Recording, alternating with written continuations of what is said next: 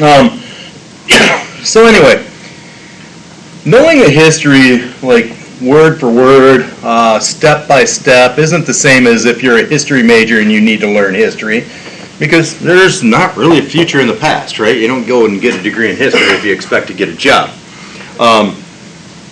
People do it, and then they got to they got to go get their PhD, or maybe go to law school or something like that, and then you got to wait for positions to open up in, museums and all this other stuff, and it's just no fun. Or you got to wait for a position to open up in, like, teaching. Either way, people that are in history, by the time they retire, they are history. So you're waiting a long time for a job. Okay? I know, my wife had a degree in history. Kind of messed up to say that. What? By the time she's retired, she's history. That's not mean. It's true. By the time I retire in history, I'm already halfway to history. I'm antique. So, Halfway? I'm going to throw something at you.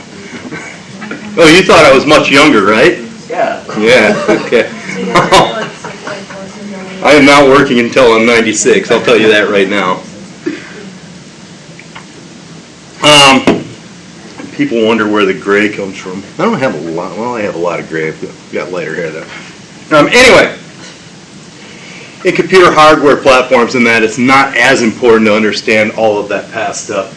Some people might deal with legacy systems that still exist and antiquated systems. I know I have a friend that works at GM, and he's an electrical engineer, and he's dealing with computers that are still running like Windows 3.11. And they have to do that because some of the programs that were written to use on the machines that they have were written for Windows 3.11.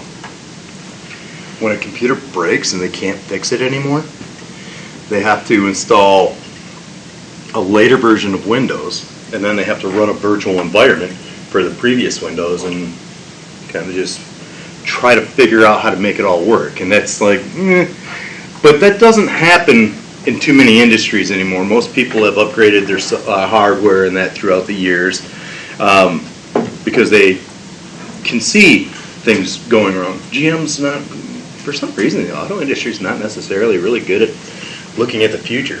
Oh, why would they, right? So anyway, you have different hardware platforms, and all the way to the point that we have Mac, we have PC, you're dealing with AMD processors, Intel processors, and now we're back to also dealing with Motorola processors, et cetera, et cetera. Yeah, I know. You're like, Motorola processors? You look like...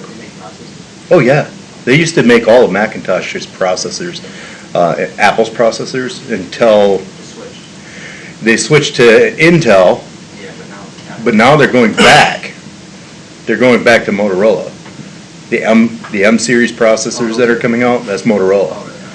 Yeah, so they're going back to a proprietary system, which means that. They're even better though. What's that? But they're even better though right now. Yeah, yeah. That new processor is going to. Yeah, it's going to blow all these other people out of the water. If everything keeps going on. So anyway, we talked about this here, mobile devices are not required to perform as many tasks.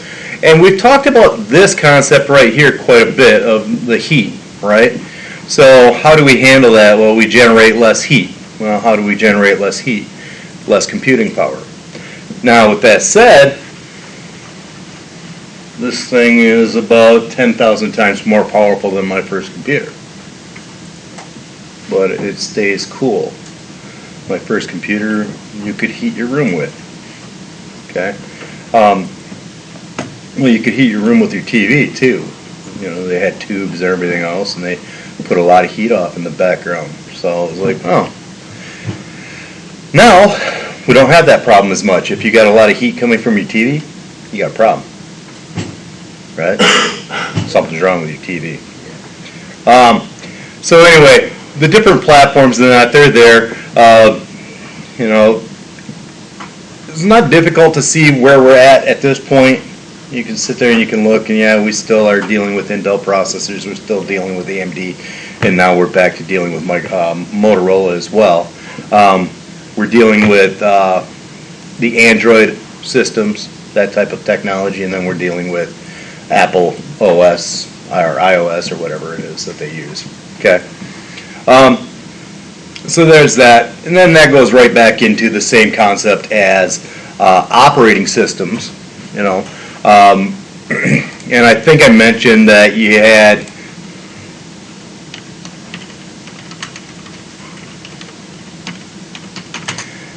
systems. Pull this up.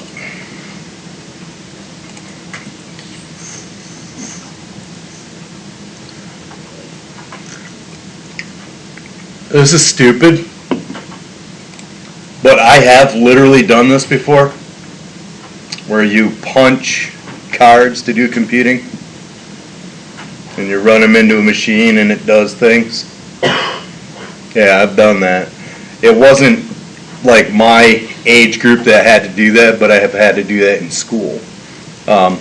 Amazing that you could actually create programs, mathematical programs and that to do different things that way. And then they start going through all of these different things.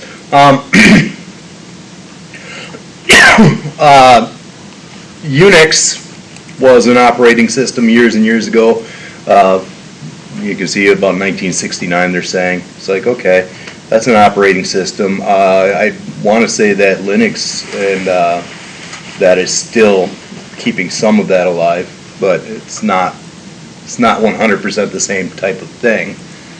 And then as you go through, you have MS-DOS. I remember those days. That's actually where I started, was MS-DOS as an operating system, and you had to type in commands and stuff to actually run things. And that should look familiar because last class I pulled up the command prompt, and it was that, right? If you wanted to format a drive or a disk or something like that, you actually had to type format/A and different types of commands like that and recognize what directory they were in and everything else. I think I can even show you that. I think they'll allow me to still do that. My keyboard's not working right. Huh. Battery's probably going dead. So there's my directory. I can see all of the folders that I have. Okay, and I could change to I could change the CD, so I can change directory and go to pictures, and I could do a directory of pictures and show all the pictures in there. So I could just do a dir, hit enter, and there's the folders that fall in there, and then I can, so every time you see this, it's new commands, and you can operate this computer using these commands if you wanted to. I can actually, I don't want to do them, I was going to do something, but I don't want to do that all of a sudden. Oh, it didn't pick up my D.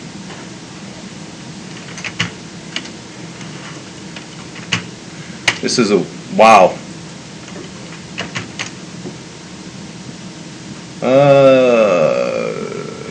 Just CD?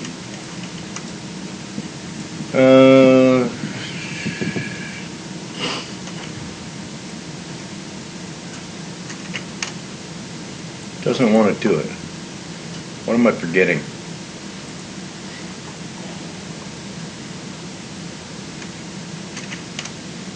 It doesn't want to go backwards. Why?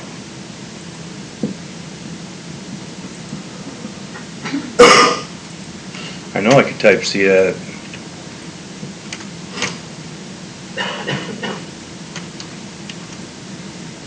It's not doing it. Why? Oh, I see. Yeah, it doesn't want to bounce me back. Probably some security setting or something strange. Because I should just be able to do CD // and it should have taken me back levels, etc., but it's not. So, but anyway, am I using the wrong command? I might be using the wrong command. You can use things in DOS still. DOS still exists, but we don't tend to use it the way we used to, obviously. So that was 1981. 1981, I was 8 years old. God, I'm old. Then we ended up going to IBM, and IBM actually took DOS and turned it into a visual system. And if you watch history of operating systems and computers, you'll see that Apple stole from Microsoft, Microsoft stole from Apple, IBM stole from Xerox, Xerox stole from, and it was all over the board. You know, I think the first people that developed a GUI was actually Xerox. I want to say they might have been the first ones to develop the mouse.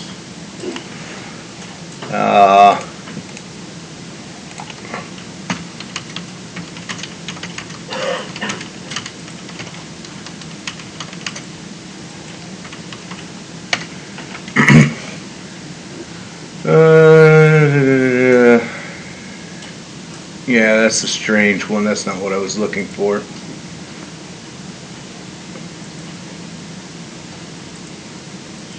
Yeah, that's not what I'm looking for.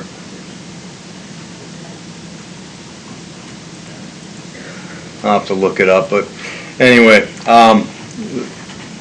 if that was the first mouse, that's not the first mouse that was used on a computer, but whatever, or in that sense. But needless to say, they stole stuff back and forth and everything else, the GUI interface and that. You remember when I was talking about Windows 3.1? That was in 1992. And then after 3.1, they actually created an operating system specifically for networking computers together, and that was Windows 3.11 for work groups. That actually started this whole Windows connectivity between all computers with the graphical interface, et cetera, et cetera, et cetera. And things just blew up from there. 1995 with Windows 95, and you keep going through, and you know you end up with iOS on the iPhone in 2007, et cetera. But you can find timelines like this and see where you start off. And my first experience with Windows was Windows 3.1. And I did change to Windows 3.11 when I started wanting to connect to other people's computers and stuff. And I've had every operating system since, even with Mac OS. What's interesting, and this is important, because remember I said that like GM has cutting machines and stuff that are operating on computers that are still running Windows 3.11. They can't update to Windows 95 even and run that program directly, because Windows 95 and the new computers and the speed of the new computers and that actually blows through the stuff so fast that it doesn't operate properly. The only operating system up until probably 10 years ago that was so backward compatible that they could go back to their first operating system was Mac.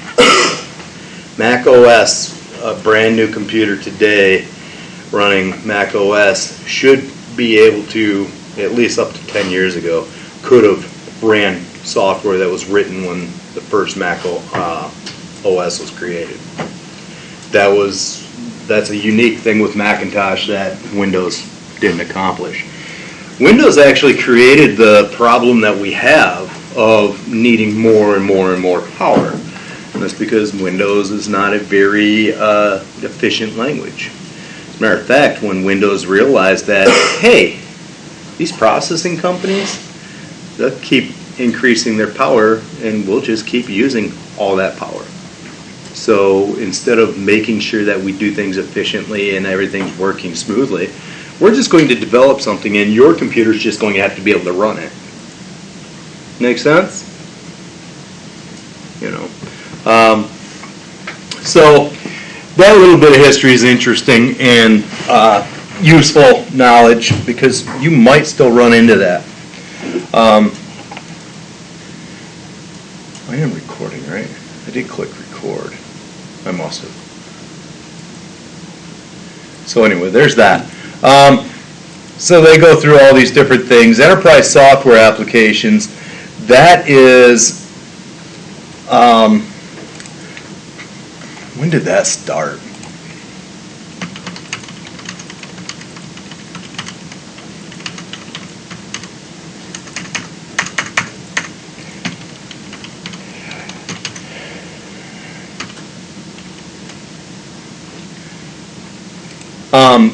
Years ago, in the 90s, early 90s, I remember that my friend's mom worked for a company called EDS, and EDS was a company that was tied to GM, and one of the things that they did was a lot of the networking and software and all that stuff. And they were actually looking at doing ERP software on a grand scale at that point. You can see here that in 1960, they're saying that the first precursor to ERP happened.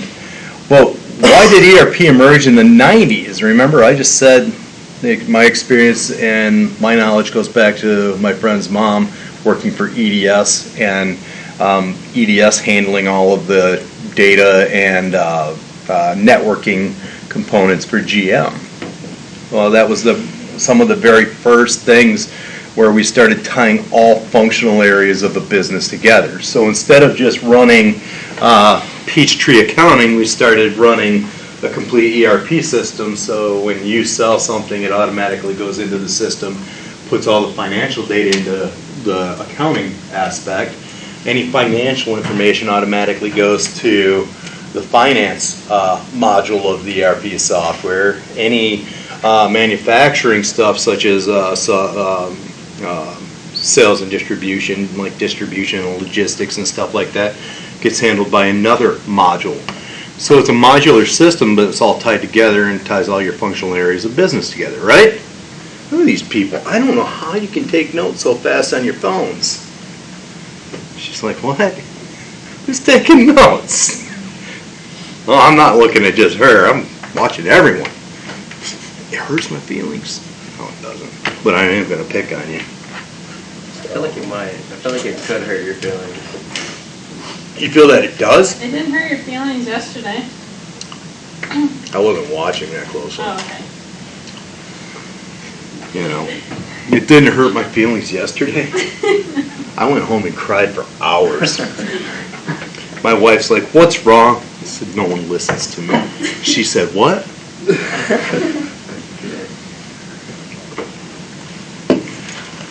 I'm like, I listened to her. I can repeat every word she said for 5 minutes. I might not care, but I can repeat it. I do care. Anyway, so enterprise resource planning programs, they combine all functional areas of the business together under one umbrella. That is the most important thing that has happened in computing for business, probably in history.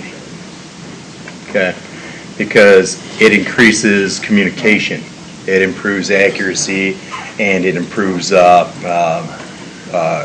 consistency. You know, all your data is tied to one area, so it's very powerful. Okay, these aren't tears; these are actually allergies. So anyway, I wasn't saying. Well, she's like, you didn't say I had to stop. I'm like, okay, whatever.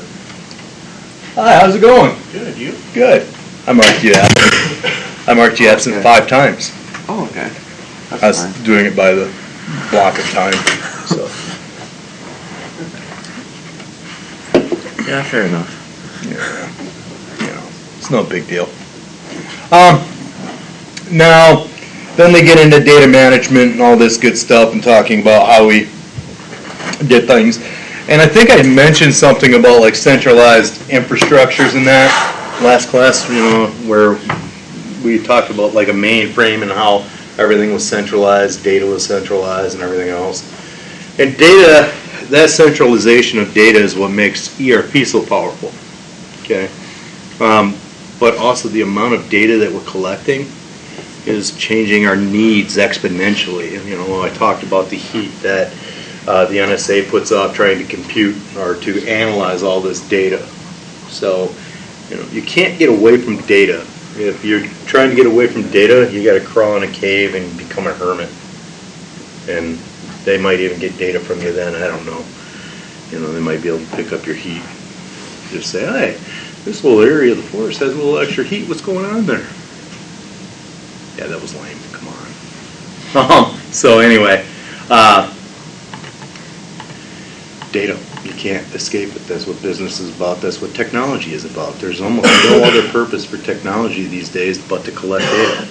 They're collecting data as you drive. My friend's driving his nice BMW down the road and he gets a message through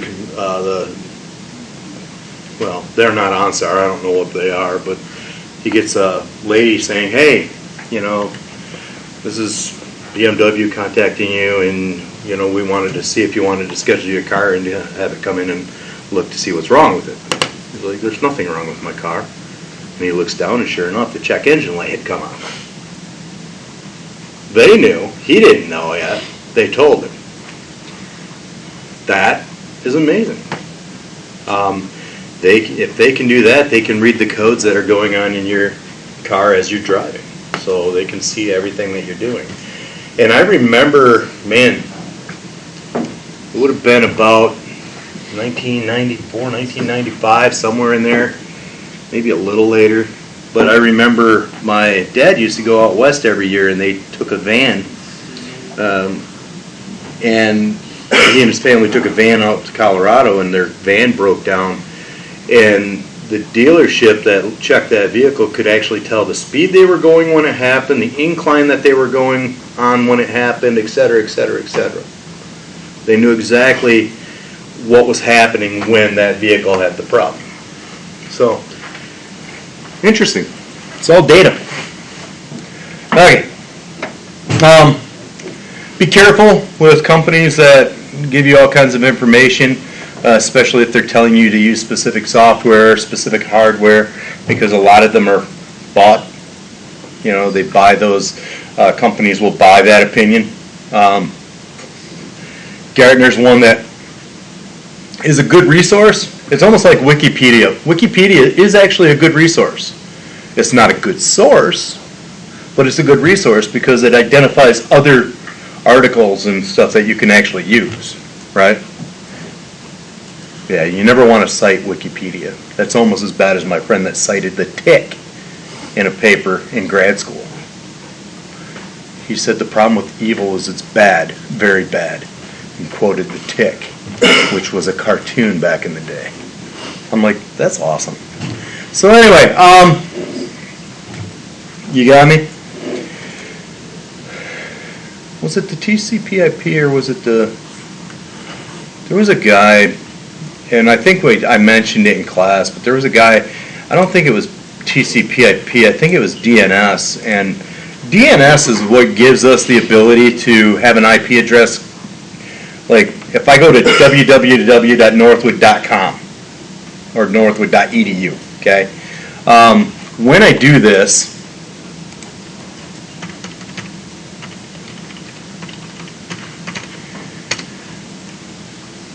I use the domain name called Northwood. And Northwood actually has to pay an annual fee or a licensing fee to have northwood.edu as their name. Prior to DNS, I couldn't type in just the name of the website. I had to type in an IP address.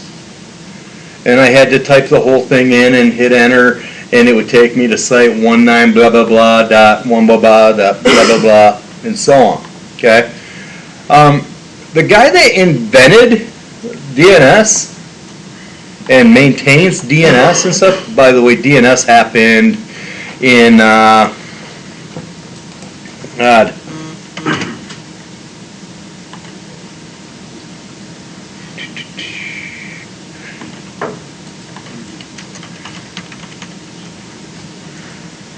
DNS was created in 1980, so it's not that old, but that person that invented it is still the one that's maintaining it, and he was living out of a van because he never made any money off of it and never expected to and stuff like that. And it's like, wait, almost the whole world is operating under this concept of what you created, and, you know, exactly why are you not extremely rich? So, you know, there was actually a GoFundMe that raised money to give him money. I don't think it's what he should have had, but at least he got money. So anyway, yeah, DNS, it's important to understand because they start talking about local area networks and all this other stuff. But we're dealing with IP addresses, and remember I said something about IPv4 versus IPv6 and having enough IP addresses to give a different address to every molecule on the planet pretty much, right? So there's that. So then we deal with different types of networks and all that good stuff. If you read this, and you should have actually read this, because I think you had a quiz over this, maybe. Did I take that quiz up? I don't remember. But if you did, you get a general idea that the history is there, but the odds in you actually having to deal with that stuff is actually pretty low. The most important, like, people geek out about this stuff because it's just interesting to see where it all went. You know, they have movies about Steve Jobs, and they have movies about Bill Gates and stuff when they were young, that it shows how they were going back and forth. I mean, they started business together and split up and went different directions. So I think that's kind of an interesting thing. It really shocks me that the whole world isn't based off of Macintosh instead of IBM, like PCs. And the reason that shocks me is because when Macintosh came out, Macintosh were the first home computer, as far as like with a screen and all this stuff all in one. They were one of the first computers, and when they came out, they actually donated computers to education. Almost every school that there was, well, I shouldn't say every school that there was, because that's, for some reason, impoverished districts have always been impoverished, and it just, things don't get done there. But I remember my first experience on a computer at school was on a Mac, because they gave them to the schools. And if you gave them to the schools, what on earth happened, right? And the problem was that Macintosh was one of those companies that was highly proprietary. IBM started that way. And proprietary means that you have to go by what I say. And if you wanted to have a hard drive that could be attached to your Macintosh, okay, it had to have very specific chipsets. It had to have a very specific command line connectivity and everything to work with Mac. IBM started that way.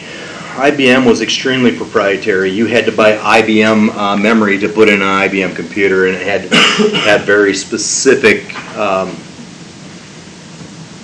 just like Mac, where everything had to be very specific. It was proprietary. And somewhere along the line, PCs decided to open up, and PCs started taking stuff from third parties. You know, all of a sudden AMD processors on computer or on video boards and stuff like that started being used. All of a sudden, instead of just having a driver base window like Windows has now, if I created a video card, for instance, we'll go back to the video card. If I created a video card, what are these guys watching? This is worse than a cell phone. You guys watching sports? Yeah, you. Anyway, no? TikTok? No, we're on the book. You're not. We're reading that. I'll come back. I'll come and look. You don't want me to come look. You don't need to. Coach, they're so engaged. They were using the textbook on the computer. I just believe them. That's exactly what you need to say. I can't say that to Coach. Not Coach Haynes, at least. What was I saying before I was so rudely interrupted? Oh, video card. everything that you installed, a mouse, a video card, whatever, came with a CD or a floppy drive, floppy disk or something that had drivers on it. And that driver is what told this how to communicate with the computer. Windows got better and better and better at keeping track of drivers and that, and working with manufacturers to have that base built up. And they just became a lot more friendly with technology. Mac, not so much. That's why we don't have Macs everywhere instead of PCs, because Mac has always been more expensive for that reason. Proprietary proprietary hardware in it is always more expensive because it's developed specifically for. So that's an interesting thing. It's not necessarily that way anymore. I will say that if you buy a video card, a lot of times they still have software that you have to download and install, because it will work, but it's not going to work to its fullest capacity. Okay. A hard drive might work, but if there's a series of drivers out there that actually allow it to read and write a little faster, a little better, more efficiently for the technology that you're plugging into the computer, then they provide that type of thing. Mostly with video cards though, especially in like gaming and stuff like that. I believe that most of those are still coming with different driver sets than what are provided by Microsoft. Okay, so there's that. We talked about legacy systems, we're good there.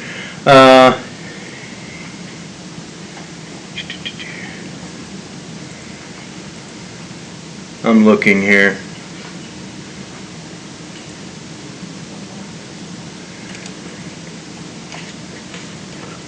This is interesting and important as far as MIS is concerned, or as far as cybersecurity is concerned. Bring your own device. Totally changing the way things operate in business. Instead of me providing a phone for you, I'm letting you use your phone on my network. You shouldn't do that because they're not paying your bill, but you know, now he's watching it on that computer. I'm just kidding. No, I'm actually on the touch phone. Damn. Now I'm impressed. But bring your own device creates a whole new nightmare for cybersecurity. You know, when you connect to Northwood's network with your phone, or your laptop, or your tablet, or what have you, and you say yes to that acceptable use policy, one of the things that it tells you in that is that if for any reason we think that there's something on your phone that could compromise our system, we can reset your phone. Did you know that? Yeah. We can literally reset your phone to factory standard if we feel that there's anything on there that could jeopardize or basically allow someone to hack into our system. Do you still want to hook your phone up? Probably, because you don't want to use your own data. You want to use Northwood's network, right? I kind of same boat, right? I try to use Wi-Fi whenever possible, because unlike back in the past, you had unlimited data on plans. Now they don't want to do that. If they give you unlimited data, it's with exceptions, right? It's like, okay, well, after your 40 gigabytes, we're going to actually throttle you down so you don't want to use us. You know, that's a whole nother ball of our can of worms, right? Ball of rubber bands or whatever. But the use of your own technology has other consequences that I've discussed before. I know I've discussed is the fact that it changes that dynamic of work-life balance. You know, it's not necessarily a good thing. I would strongly recommend, if you can afford it when you're out there in the workforce, have a second cell phone that's for work. If you're providing your own device, have a second cell phone that's for work. That way you're not tempted to just answer that phone at all times if you're not on call, for God's sakes, right? Yeah, it's like I was talking to my friend last night, and he said that, and this is a popular thing going on with businesses, because, you know, the whole concept of lean, running lean, and what happens is, if I hire all of you and you're all working for me, and technology's increased, things have improved, and stuff like that, and TJ says, you know what, I'm retiring. And I'm like, what's your name? Logan. So I'm like, hey, okay, you go ahead and retire, that's fine. Logan, I'm not replacing him, I'm going to give you his tasks. I can do that because I've given you machines and technology to increase your efficiency, right? It doesn't necessarily increase your efficiency though, right? It depends on your job. Well, my friend was telling me that they have an electrical engineer that's retiring and they're not going to replace him. I said, well, that's interesting. You're an electrical engineer, so they're going to pile it all on you. He says, yeah, but what they don't understand is TJ may have a very specific set of skills that are being used. You might be in the same department, you might have the same title, but you have a different skill set than him. So we're going to pile that stuff on him. You know, that's something we have to really consider when we're doing stuff like this. And that's the same thing with technology, right? Just because we integrate a piece of technology that helps you, it doesn't mean it's helping everybody. So, things that you have to think about, running lean, stuff like that, you get the idea. And that, what brought me to that was the concept of work-life balance, because what he was telling me is he's the kind of person that will pick up where people are falling behind. So if you decided you were taking vacation, he would fill in for you and get your job done, and his job. Well, that makes it look like they don't need you because you go on vacation and the job's still happening. So when you leave, they're like, well, everything will still get done. No, that's not true. What's true is that you can overutilize your resources.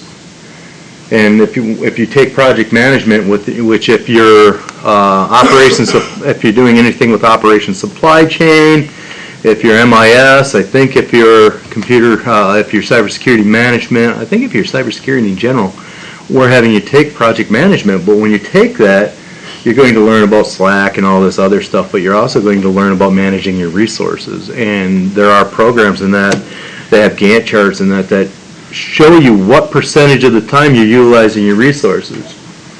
And could you use a resource 200%? Absolutely. You can abuse your workers, right? So you have to be careful. Technology is there to make us more efficient in that, but it doesn't necessarily guarantee that you don't need people, right? So keep that in mind. Virtualization, all that good stuff, cloud computing. Cloud computing is just this, wow, you know, who would have ever thought? You know, this can do so much because the majority of the power is actually out there. I'm just a dumb terminal with a lot of power. So, what do you do?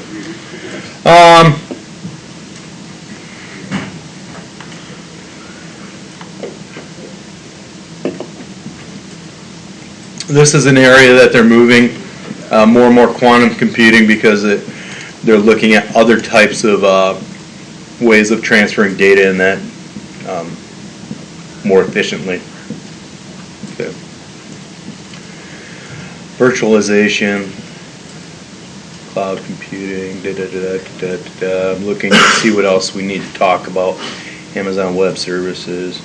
If you ever want to do something that's worthwhile, do seminars in education in AWS. It can actually help you if you want to do anything in data. It can help you a lot. So, I'm looking to see if I missed anything. Linux open source management. This is a long chapter, isn't it? It's fairly long. Yeah, it starts on 161. Yeah, it's a pretty long chapter. And then competitive forces model for IT infrastructure.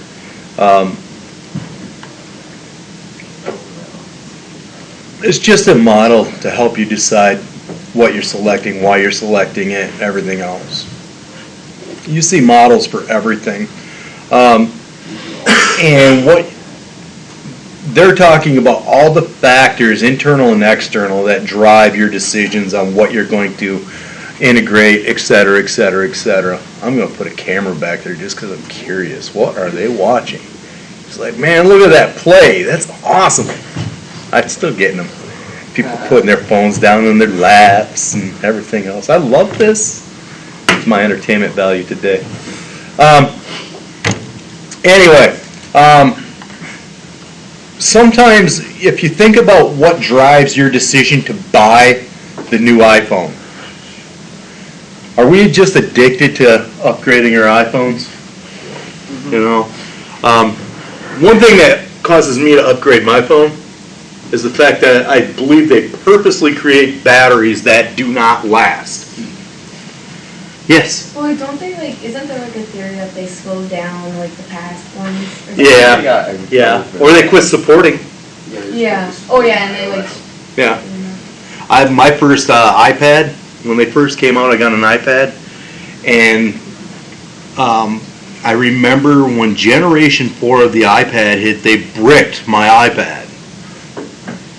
And what I mean by bricked is they brought out iOS 4 for the iPad, and when you updated to it, it bricked your iPad if it was a previous generation iPad. And I'm like, and you call them and there's nothing we can do. We don't support that device. Like, it's still a perfectly running device if it had software.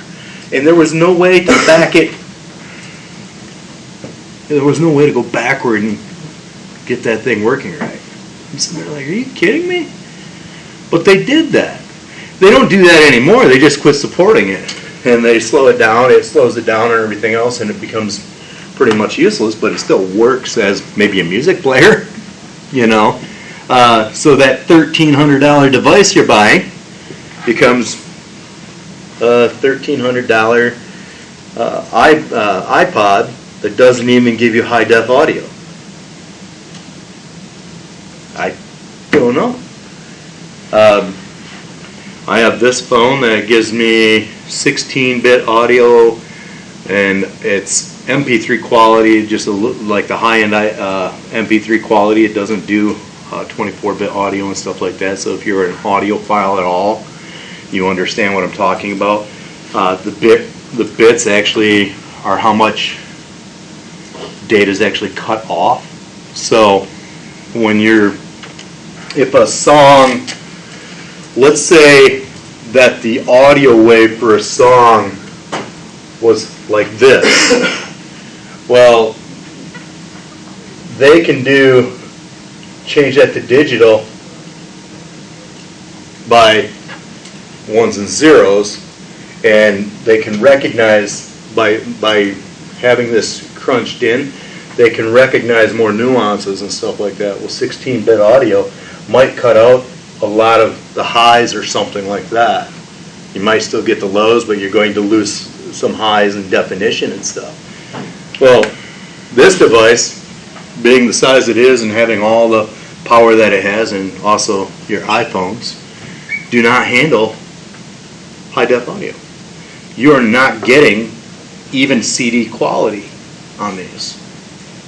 Which CD quality, believe it or not, there is a huge difference between an MP3 and a CD in quality. And there is a huge difference between like a record, like a vinyl record, and a CD. As soon as you start digitizing that, you're losing a lot of detail. And it's no longer the way the artist intended you to hear it, right? The artist might have recorded that and 24-bit, 192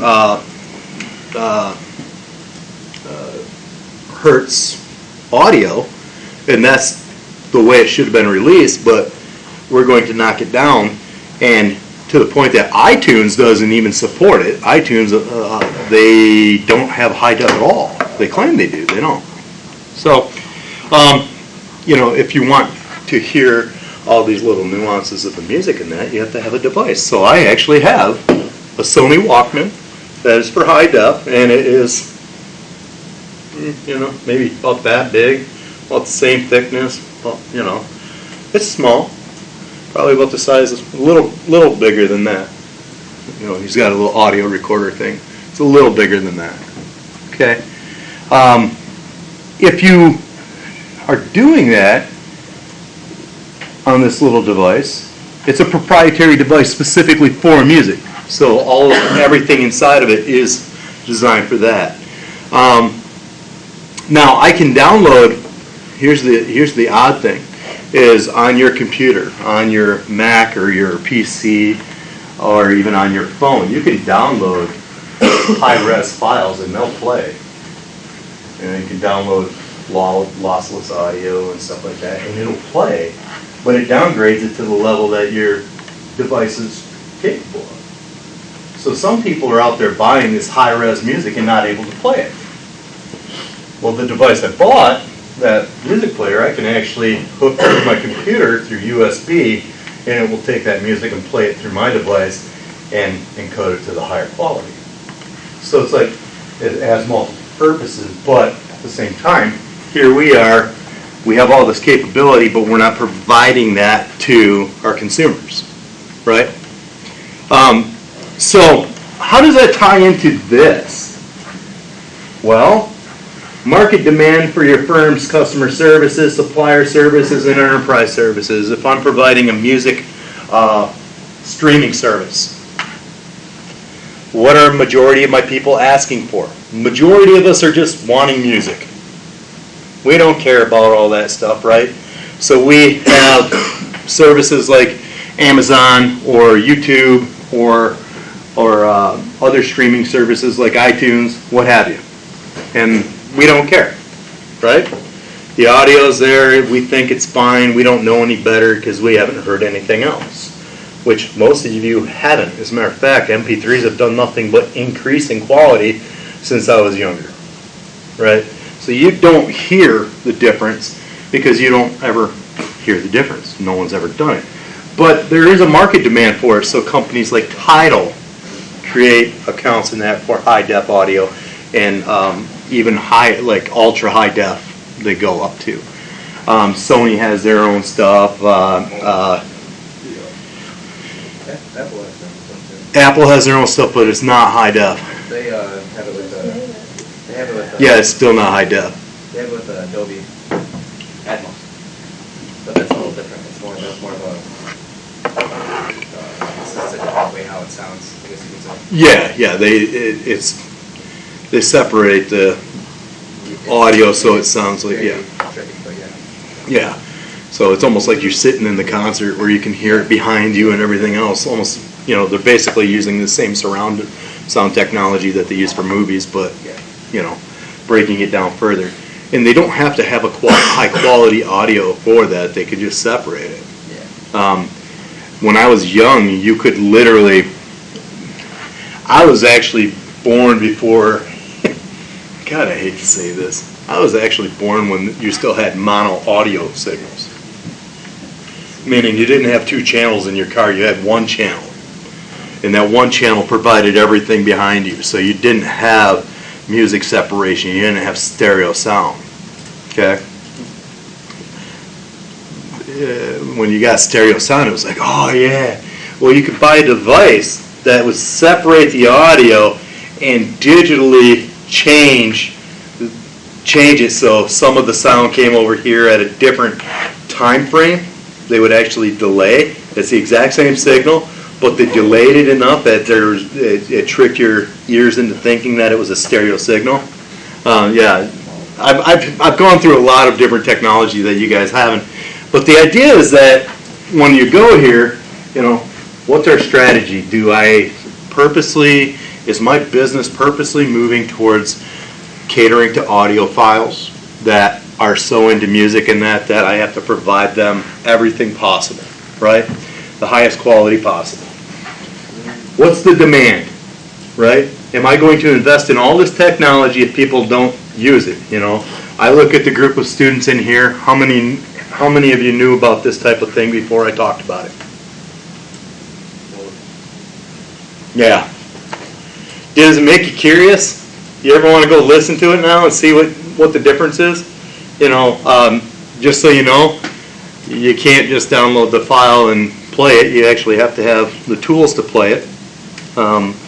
There's digital audio conversion software and devices and everything else that you have to have and all this stuff, but which just goes to show that, you know, it's not something that's extremely sought out. You know, there's a large group of people that do it, but it's a minority of people in the United States. So anyway, market demand, and then we look at the suppliers and who provides the service, et cetera, et cetera, et cetera. And we're done, aren't we? Are we done? No. We still got more time, right? A couple minutes. And then, you know, who's my competition? Do I, you know, if my competitors for this demographic, this classroom is a demographic, if my competitors are only having to give you MP3 quality at 16-bit and 42 megahertz at 16-bit, which is absolutely terrible. But if that's all you guys need because you listen to it loud and you don't really pay attention to certain things, right? You just listen and you like the beat. It's like, cool. There's nothing wrong with that, right? But if this demographic, I'm not going to invest in a company and create this thing and try to sell you on it, right? So I wouldn't necessarily do that. Now, you have, this is talking about IT, but you have the technology as well.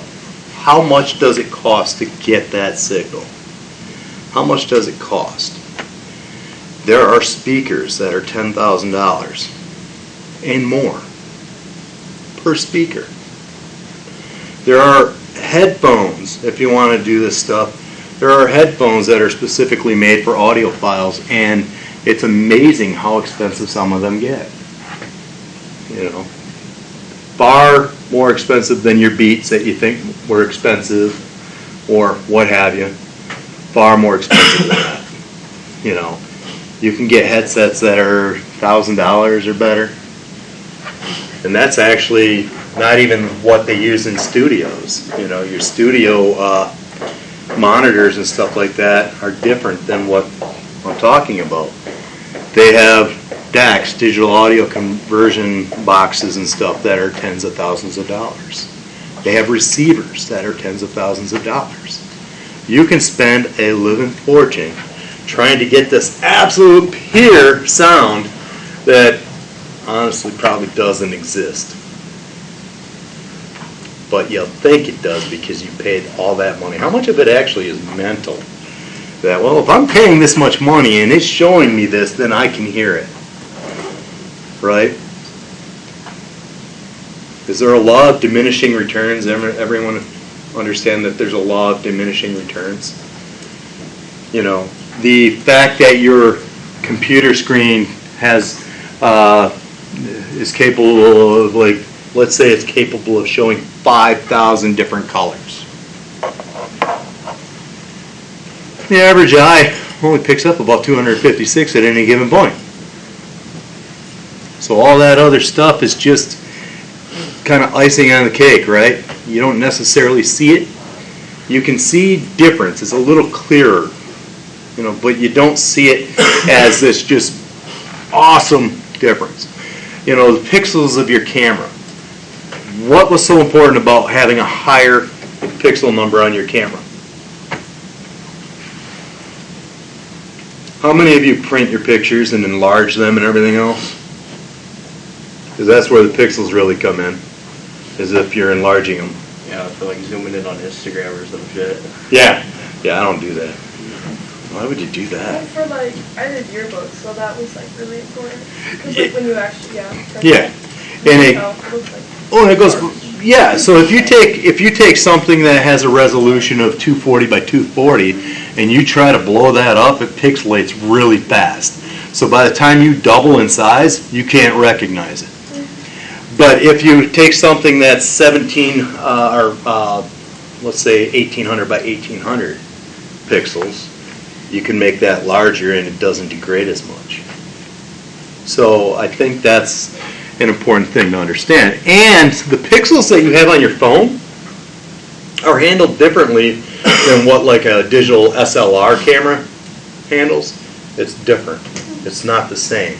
You know, you got like, I don't even know what the iPhone megapixels are right now. Does anyone know?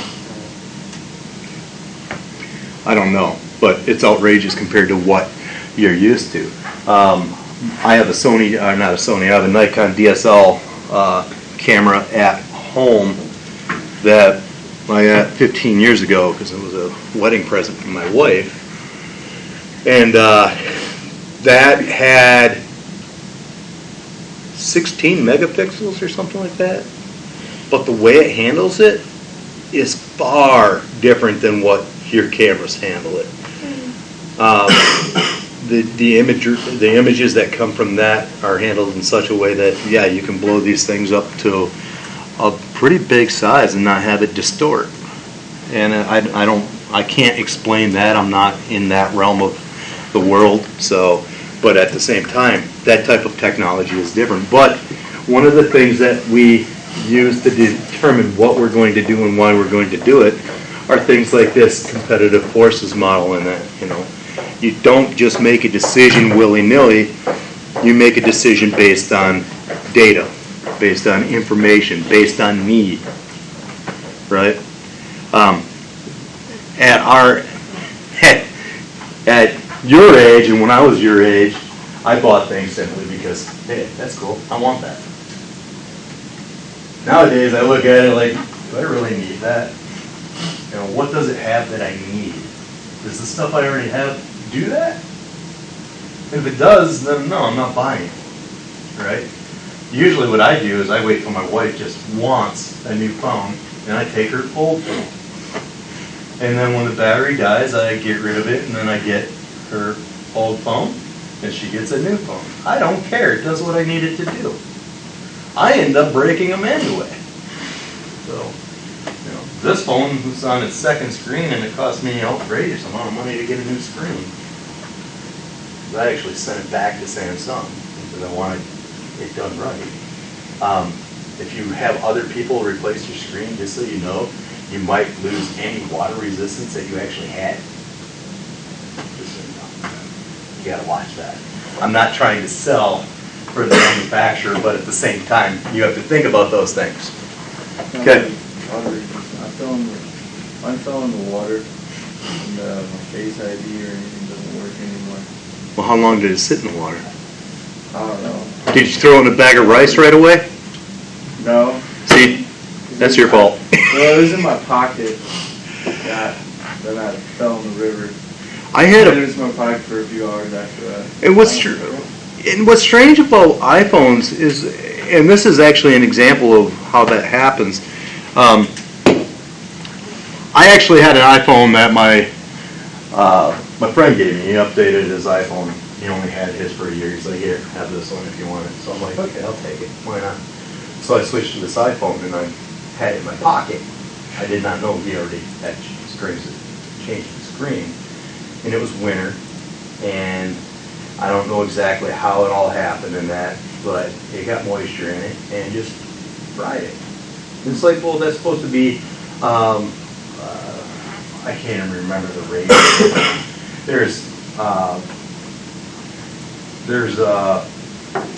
I can't remember how they discuss it, but there's a scale of water resistance versus waterproof, stuff like that. And at a certain level, this is military grade, water resistant, and so on. I want to say IPv6, but that's not IPv6, it's something else. I can't remember. I'd have to look it up. But we think that it's waterproof or water resistant. We don't know to what level, right? Like, I had a phone that was supposed to be waterproof, and I found out when I fell into a pool, fully clothed, and still had my phone in my pocket, it wasn't waterproof. might have been water resistant. Or the other thing that happens, just like this case has some additional waterproofing as long as this is shut. And it has to be shut well, and you can't have any dust in there, et cetera, et cetera, et cetera. I don't know. There's no rhyme or reason, but nothing's perfect these days. They manufacture these things in such fast time frames and everything. You can't trust what they say half the time. But, yeah, water resistance is, anything can affect it. Keeping it in your pocket all the time could affect it just because of the dust that gets in the ports and everything else. I don't know. The only thing that never goes in my phone is cash, because I don't have any. Lots of wind. So anyway, that's chapter 5. Chapter 6. Did we start talking about that even yet, or was that we started talking about business intelligence in ERP. We didn't start talking about it in here. But read chapter 6. Go over chapter 7 and 8. The quiz isn't due till next Wednesday for 7 and 8, I believe. Yeah, if it is, I'll change that. That's no big deal. So we fell a little bit behind, but that's okay. Okay? We'll get caught up. They're not that hard. Your assignments are out there, all that good stuff. Like I said, I'll change the due date for the chapter 7 and 8 quiz or whatever to reflect the change. Okay? Okay. Thank you. Who said thank you? Oh, really? You're not sure? Yeah, not you. What? It was me. Have a good one. It wasn't you. What do you mean? I don't know. This kid don't want to Is that someone in here having a problem still with that Cisco stuff? Oh, I got that figured out. Yeah. There was someone that just didn't do the actual activation. I'm like, you get an activation email, and you had to actually activate your account. There was one person that didn't do the activation. I was like, wait. So, I don't think that was you, though. Yeah, I don't know. Got it figured out. Got it logged on yesterday. Have a good one. I was fighting sleep demons in this class. That's okay. I'm boring. Have a good one. I also have somewhat of a monotone voice, I believe. No? You can't tell? A little bit, but it's not that bad. It's like mine. It's not something you can control. No. You can try to control it, but I then could be it like- only makes you sound even more monotone. Well, yeah, the thing is, I can be like, yeah, boom! It was like, get off your phone. That's how we hear it. Yeah. I'm like Snoopy or Charlie Brown's teacher. That's all you hear. Okay, I'll be here.